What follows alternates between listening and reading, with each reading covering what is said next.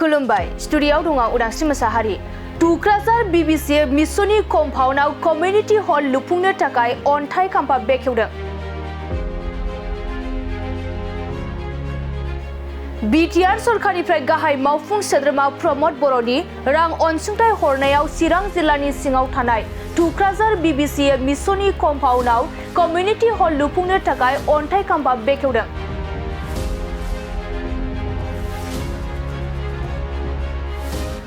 बे अन्थाइ खाम्फा बेखेवनाय हाबाफारियाव EM रनजित बसुमतारी, MP रोनगोरान नार्जारी आरो MCLA अमर बसुमतारी मोननि नुजाथिनायजों टुक्राझार BBCA मिसननि कम्पाउन्डआव कमिउनिटि हल लुफुंनो अन्थाइ खाम्फा बेखेवनानै होयो।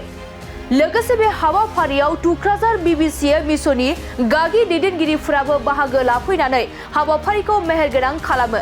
आरो बे हाबाफारियाव रोनगोरान नार्जारीया खौरांगिरिनि गेजेरजों बियो गासै 145 लाखनि मोनसे प्रजेक्ट जागोन आरो बे प्रजेक्टनि गेजेरजों टुक्राझार ओनसोलाव कमिउनिटि हलनि आंखाला जाफुंगोन आरो खामानि मावनायाव मोनसे मोजां थासारि फैगोन होनना फोरमायो।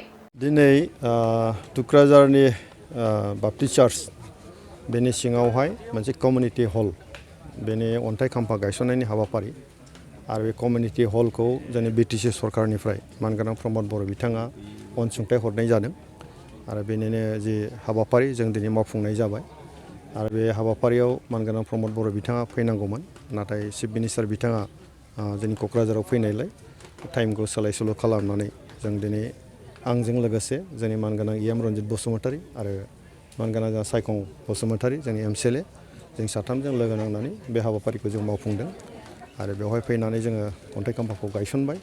बेयो गासैहाय 145 लाखसनि मोनसे प्रजेक्ट जागोन आरो आं मिजिंथिदों बे प्रजेक्टनि गेजेरजों नैबे ओनसोलावहाय जि कमिउनिटि सेन्टारनि जे मोनसे अभाबमोन बेयो पुरन जागोन आरो खामानि मावनायाव खोब मोजां मोनसे थासारि फैसिगोन।